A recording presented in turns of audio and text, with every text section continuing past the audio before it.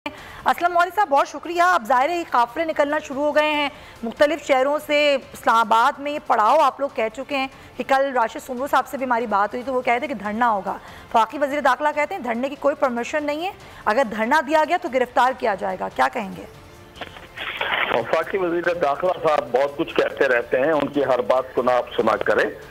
और वो कहते कुछ है करते कुछ है, उनकी पूरी जिंदगी इसी तरह गुजर गई है। वो हर हुकूमत का हिस्सा रहते हैं और जिस हुकूमत का वो हिस्सा होते हैं वो जब उस हुकूमत की कश्ती को डबो देते हैं और खुद उस कश्ती से उतर के भाग जाते हैं, अगली हुकूमत के साथ खड़े होते हैं।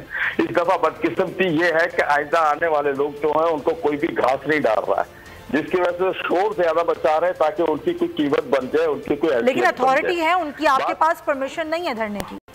ये उनकी अथॉरिटी में सिंध हाउस पे हमला हुआ था, उनकी अथॉरिटी में हुआ था, उनकी निगरानी में हुआ था। फिर मैदान छोड़ के भागे क्यों जब हम पहुंच गए थे वहां पर? फिर पुलिस की वैनों में घुस के जान क्यों बचाई इन लोगों ने वहां से? तो ये इनकी अथॉरिटी को हम जानते हैं। हम आज से 3.5 साल भी, हम 3.5 साल से हम इनकी अथॉरिटी को बहुत अच्छी तरह जानते हैं ये कितने पानी में है, हम सब जानते हैं। 3.5 साल से हम रुक के इस शहर में 13 दिन हम बैठ के गए इस्लामाबाद में। अथॉरिटी दिखा लेते, इसको किसने रोका था? अभी हम कराची से आ रहे हैं, इस्लामाबाद पहुंच रहे हैं, लाखों लोग, ये अथॉरिटी दिखा ले, इनको किसने रोका है?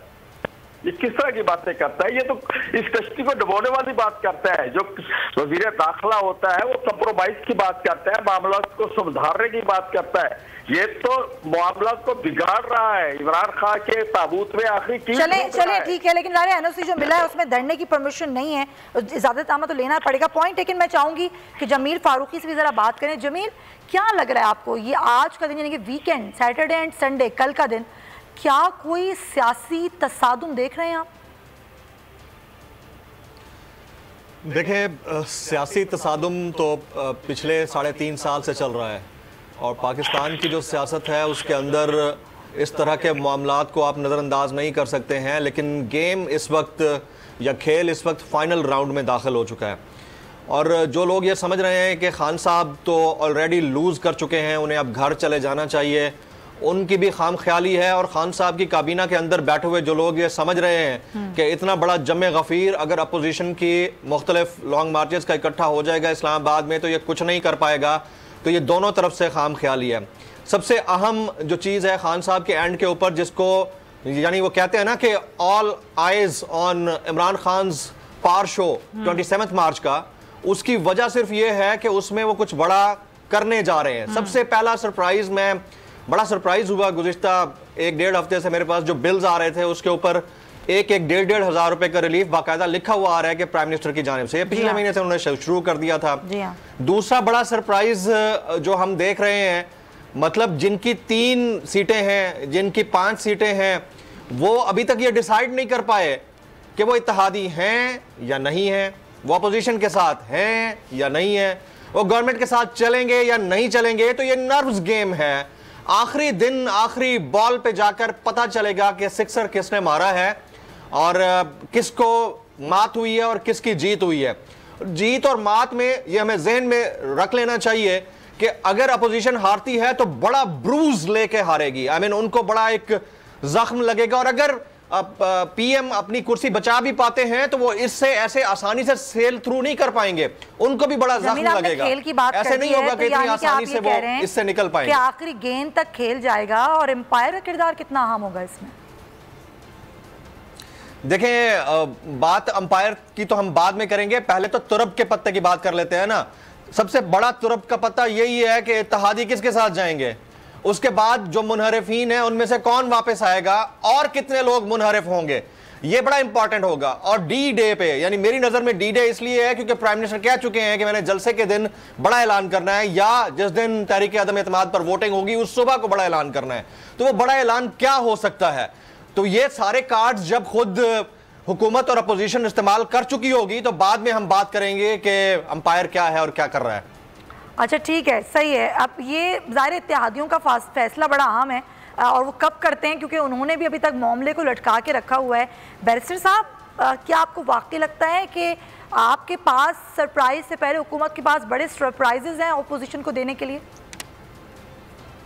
देखिए, सरप्राइजेस की तो ये गेम नहीं हो रही है, ये तो इमरान खान का एक तरीका कार है। सरप्राइज जो देना था तो ये फिर इजलास वक्त पे बुला के तो हमें सरप्राइज दे देते। ये कौन सा सरप्राइज देने का तरीका है कि 16 दिन हो गए हैं, 17 दिन, और आइन के अंदर है कि 14 इजलास तलब करके आपने तहरीक अदम एतमाद के ऊपर फैसला करना है। अगर कोई सरप्राइज देना है भाई तो 172 लोग दिखाएं, 172 की बजाय 192 दिखा दें, तो फिर ये सरप्राइज होगा कि पहले मेरे पास कम थे लेकिन मेरी हुकूमत की कारकर्दगी इतनी अच्छी रही है कि ये मेरा सरप्राइज है, देखें लोग मेरे साथ आ रहे हैं। जब आपके 50-60 लोग कल आपके इजलास में मौजूद नहीं थे, जब आपके इत्तेहादी आपको छोड़ के जा रहे हैं और आपके साथ जो आपको दर दर पे जाना पड़ रहा है, फिर तो ये सारी मेरे ख्याल से गीदड़ भभकियां हैं कि मैं छोड़ूंगा नहीं, मैं सरप्राइज दूंगा, आखिरी गेंद तक लड़ूंगा। ये तमाशे हैं। मेरे ख्याल से ये पार्लिमानी अंदाज में आपको आना चाहिए था। ये इत्तेहादी सबके लिए ओपन थे क्योंकि आपके पास सादा अक्सरियत नहीं है, ना हमारे पास सादा अक्सरियत है। तो इसका तरीकाकार यही था कि पार्लियामेंट के अंदर जिसके पास अक्सरियत बनती है सियासी जमातों को मिला के उसे साथ लेके चलें। अगर आपके पास इतनी कुव्वत है, सरप्राइज तो ये देते ना आपने आके कौम से खिताब में 10 रुपये पेट्रोल सस्ता किया, 5 रुपये बिजली में सस्ती की, उसके बाद आपने तकरीबन 7-8 रुपये बिजली बढ़ा दी है। तो और दूसरी चीज़ें भी, महंगाई आसमानों को छू रही है। सरप्राइजेज ये नहीं होते हैं। अगर आप समझते हैं कि आप डुगडुगी बजा के, और मेरी बात सुनिए संजय साहब, ये यहाँ पे हम लोग सियासत कर रहे हैं प्रोग्राम के ऊपर, नज़रिए के ऊपर, लेकिन अगर आपको सही तरह आयत पढ़नी भी ना आती हो लेकिन आप आयात को अपने हक में इस्तेमाल करने की कोशिश करें, आपको पता भी ना हो कि कुरान की इस आयत का शान नज़ूल क्या है, इसका मकसद क्या है, उसे आप अपने लिए मोड़ें। किसने आपको ये हक दिया है कि आप पाकिस्तान की सियासत के अंदर आज आपका इक़्तिदार जा रहा है तो आप खुदा के कलाम को दूसरे मुसलमानों के खिलाफ इस्तेमाल करके मुल्क के अंदर फसाद की बुनियाद रखें। हम ये बात कहते हैं कि अगर आपके पल्ले कुछ है तो अपनी कारकर्दगी बताएं 4 साल की। आप बताएं कि आपके आने के बाद लोगों की तनख्वाहों में कितना इजाफा हुआ है, क्या आपने 1 करोड़ नौकरियां दी हैं, आपने 50 लाख घर दिया है, क्या आपने 18 लेकिन ये समझ नहीं आ रहा ना कि 5 साल एक आप हुकूमत को मुकम्मल करने नहीं दे रहे, लेकिन जवाब आप 5 साल से पहले ही मांग रहे हैं। नहीं सबिया साहब, 5 साल तो कभी किसी को नहीं मिले। मैं आपको मिसाल, तो यानी कि तारीख वही रहेगी, तारीख अपने आप को दोहराएगी। बात नहीं, तारीख फिर इमरान खान के लिए तो नहीं बदली जा सकती। अच्छा, एक नाअहल हुक्मरान के लिए तो नहीं बदली जा सकती। हमने 11 साल जद्दोजहद की मोहतरमा बेनज़ीर भुट्टो ने, कैदोबंद की सोबतें, शहीद जुल्फ़िकार अली भुट्टो की फांसी, और 1 साल के बाद हमसे जवाब मांगा जा रहा था कि परफॉर्मेंस दें। अदम एतमाद आई, फिर हमारी असेंबली तोड़ दी गई। तो ये इमरान खान के पास, इसने तो 100 दिन का वादा किया था। हम जो मुतालबे कर रहे हैं उससे 5 साल वाले नहीं कर रहे, हम उससे मुतालबात कर रहे हैं जो उसका 100 दिन का वादा था। उसके 100 दिन के वादे में था 18 वजीर होंगे, जनूबी पंजाब का सूबा होगा, पाकिस्तान के अंदर करप्शन खत्म हो जाएगी, मेरे पास इदारों के बेहतरीन सरबराह हैं, IMF के पास मैं नहीं जाऊंगा, पाकिस्तान के ग्रीन पासपोर्ट को इज्जत मिलेगी, अमेरिका से UK से लोग इधर पाकिस्तान के अंदर नौकरियां करने आएंगे, पाकिस्तान के अंदर इखलाकियात को इस सतह पे चला ले जाऊंगा, वजीर आजम हाउस यूनिवर्सिटी होगा, गवर्नर हाउस खत्म हो। ये तो 100 दिन का प्लान मैं बता रहा हूँ भाई, 100 दिन का प्लान अगर 12 मुझे कमेंट करना था तो अभी भी हम हक नहीं रखते 1100 दिन के बाद भी पूछने का कि आपने पूरा नहीं किया। 5 साल का तो इमरान खान का कोई मैंडेट नहीं है, इसे सादा अक्सरियत नहीं मिली है। सादा अक्सरियत मिली होती तो इमरान खान का 5 साल का मैंडेट था। इमरान खान को सादा अक्सरियत नहीं मिली, इसलिए इमरान खान के पास 5 साल का मैंडेट नहीं है।